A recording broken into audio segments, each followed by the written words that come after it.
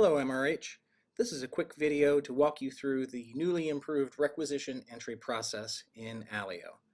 Now really, the process is essentially the same. We've just changed the order of the steps, which will hopefully remove some of the frustration that we all experience at some point in this process. These are called lanes, and the lane can represent either a person or a department. In this case, they happen to be accounts payable, the person entering the requisition, the person approving the budget, and then the Director of Business Services, which ultimately has to approve all of the requisitions, purchase orders, and budget transfers that go through the system. So the first thing you'll notice is there is a Run Account Balance Report. Up till now, if you've done this, you've done it out of Alio. The report that comes out of there isn't all that useful in that it does not have requisition totals in there. So this new report, which I've also done a video for, will show you a true reflection of your account balances, which includes any requisitions that are currently in the process. So you'll run that report. And then you'll ask yourself a question once you've seen the results of that report. Do I have negatives in the account that I'm trying to work with? If the answer is no, then you'll follow this blue line and you'll proceed with entering the requisition as normal. Now we are asking that you deliberately write down the requisition number just in case you get kicked out of Alio or someone comes to your desk and you get busy and Alio times out. You want to be able to come back and pick up your work where you left off. So make sure you do jot down that requisition number. So you'll go about entering your requisition, and then when you get to the end, you'll want to make sure that all of your totals match up, that all of the funds that you've entered are allocated. If not, it won't let you finish, and it'll either throw an error or say can't finish and save, budget misallocation, or something like that. So you will need to make sure that those are fixed. Now I know that those are sometimes difficult to fix on your own, so this is where support comes in. If you get into one of those situations where you are not able to finish the requisition because there's something wrong with one of the dollar amounts or one of the accounts, call accounts payable. We'd be more than happy to help you through that problem. Please do not just click save and leave it in the system. At that point, nobody can do anything with it until it's fixed. So we're asking that you please, at that point, if you notice an error, stop, call accounts payable, and we will help you work through the problem. Now once that problem is solved, you'll click finish and save. At that point, the requisition gets moved over to the next person that is in line to approve. So in the status field, which was previously empty, you'll now see needs approval by, and then there'll be a 3-character code there. That is the next person that is in line to approve that rec. Now if I was the person entering in the requisition, the next person that approves my requisitions is the assistant superintendent.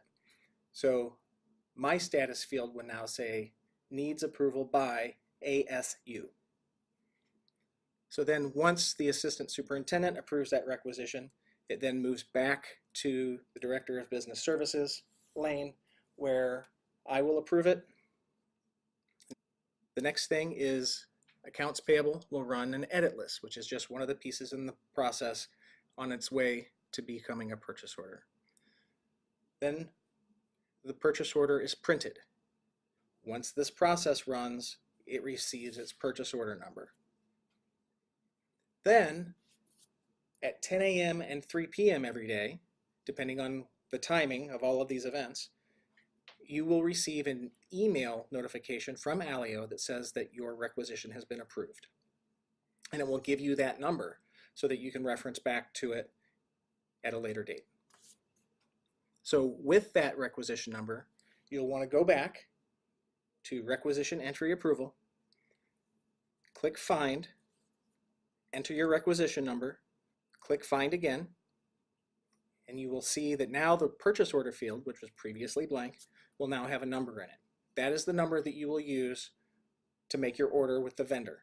Please do not use the requisition number. Use the purchase order number.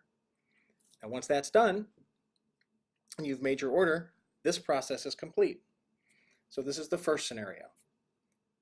Now let's go back to the very beginning.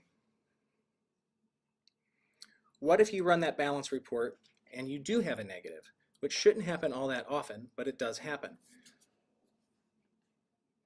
Once you see that negative, you need to stop and enter a budget transfer request. Before you even start entering in a requisition, let's correct the negative. That way you don't receive the error in the middle of it that says that you don't have funds available in that account.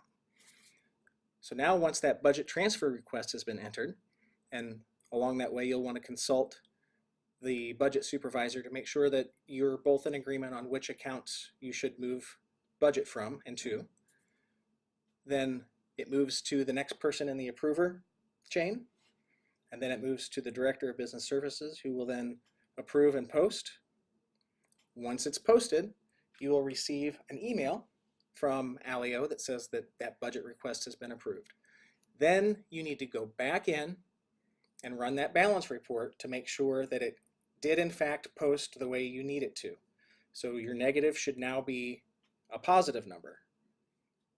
At that point, if it's positive, you can move forward and enter your requisition as you always would, and just follow the steps along the process.